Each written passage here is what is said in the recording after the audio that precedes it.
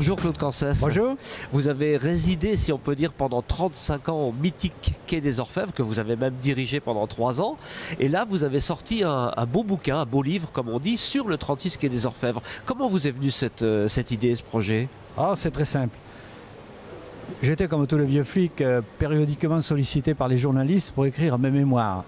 Et je pensais à tort ou à raison que tout avait été écrit, dit, filmé sur le 36. Et je répondais toujours non, on verra plus tard.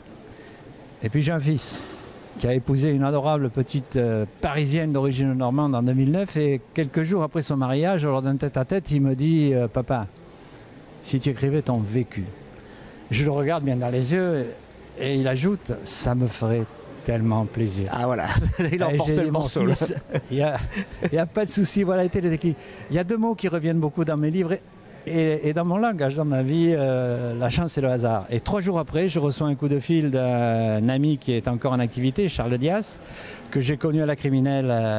Il était inspecteur, j'étais jeune commissaire, qui me dit voilà, je suis chez un éditeur qui veut écrire.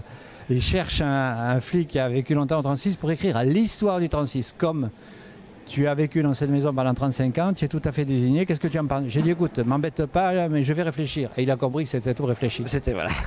Donc du coup, Diaz et vous avez fait ce beau livre sur le 36 Alors, j'ai fait le premier, il n'a pas pu hélas travailler avec moi parce qu'il était pris par d'autres tâches. Mais nous, comme cette première histoire a bien marché, nous avons fait un 36 illustré en images, qui est un très bel album. Mais pour être très franc, Charles Dias a fait le plus gros du boulot sur cette affaire. J'ai travaillé surtout sur les images, mais le texte, il est c'est lui quasiment l'auteur. C'est lui. On peut tout dire, on peut tout raconter. Il y a prescription sur toutes ces histoires que vous relatez. Tout raconter, il y a des affaires pas forcément les plus médiatiques ou susceptibles d'entraîner la réaction de personnalités qu'on a croisées dans sa carrière, mais je cache pour ce qui me concerne, enfin je passe sous silence peut-être des petites affaires par pudeur, par respect pour certains des acteurs de ces affaires parce que les noms sont cités, dramatiques. Vous savez, comme le dit si joliment Simonon dans La bouche de Maigret, le flic du 36, il fréquente la misère et la mort au quotidien. Voilà.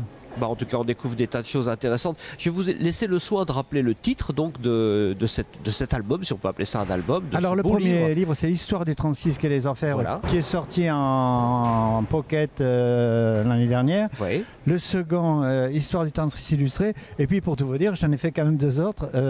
Les Seigneurs de la Crime sur la criminelle, qui est le service phare du 36. Et puis le dernier, la Brigade mondaine. L'ancien patron du 36 raconte la Brigade mondaine où j'ai fait mes classes, si je puis dire, mes premiers pas au 36, 9 ans de Brigade mondaine, ça a été une très belle école de la vie. Je me doute.